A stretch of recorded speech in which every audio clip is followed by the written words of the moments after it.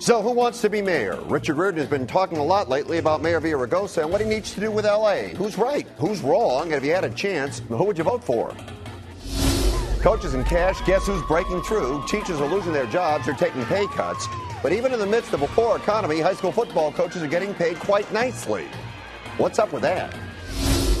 And white hot Betty White hosts Saturday Night Live, the biggest ratings for the show in years. Golden Girl indeed. All the stories people are talking about and everything you need to know right now on The Filter. Hello again on The Filter. Forefront, our top four of the day, including who wants to buy a virgin? But we'll begin with this. Former Mayor Richard Riordan has been saying it for weeks. Los Angeles needs to declare bankruptcy. It's the only way out. Mayor Villaraigosa and his people say Riordan's crazy. If you liked Riordan, there's a good chance you're not a big fan of Villaraigosa's and vice versa. But you have to admit, Riordan did a lot for this city, and you know what? He might just know what he's talking about. We're not asking whether Villaraigosa needs to listen up and take Riordan's advice. We're wondering in their prime, which would you rather have as mayor? Our contributors tonight, actress and social activist Deborah Wilson, and the editor of RonKLA.com, Ron K. Our pictures are furnished by Skype, and Ron, I'm going to start with you. Who's the better mayor, Villaraigosa or Riordan? Well, you have to give it hands down to Riordan. He tried. He tried for 8 years to try to beat the system, to privatize things sensibly, to save money, to run the city. And all he got done was he was faced with the reality that the unions and special interests had all the power. And he started to backtrack and started to try to do whatever he could get done. He fought for charter reform, and it was taken hostage by the public employee unions and the city council. And we wound up with the worst hodgepodge of a city charter that you can imagine. And now it's being completely abused, where Villaraigosa is completely intimidated every commissioner, every general manager. It's a monolithic system, a virtual kind of dictatorship that's failed in every kind of way. You know, I love Antonio. He had the stuff of greatness in him, but he's been a total disappointment. If he had stuck to his guns of what he once believed in, I think we'd all be better off. But Riordan has. I mean, Riordan has a vulnerability that he's an elitist. He doesn't really think that the masses of people, he didn't reach out to them when they loved him, when I think he could have beaten the system and brought about greater change. But you have to give him credit for trying. He believes in the city. He wants a new spirit of L.A. He's never given up on trying to make L.A. a great city.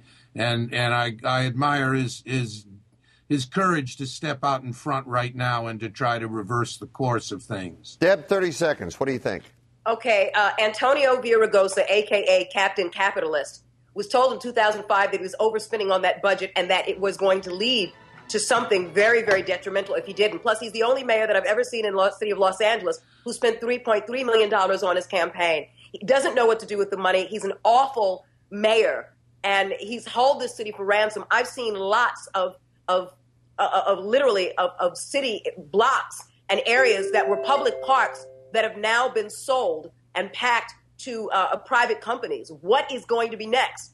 Actually, it's not such a bad thing to declare bankruptcy. People do it all the time, and they end up saving themselves. And if that's a possibility, I think that needs to be explored.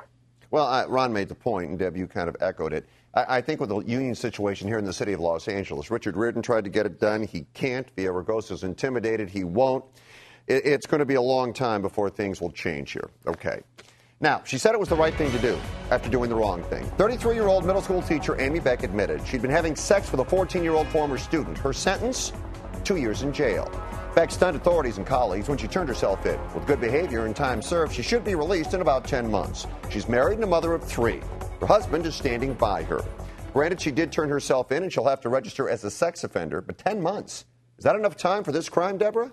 Absolutely it is, because she turned herself in. The affair didn't last more than 6 months. Her husband forgave her. She did enough time, actually, when she did turn herself into the police. She came forward. She held herself accountable, and the courts held her accountable and said, this is all the time you need to do. It's not as if she tried to hide it. She not tried to lie it after six months.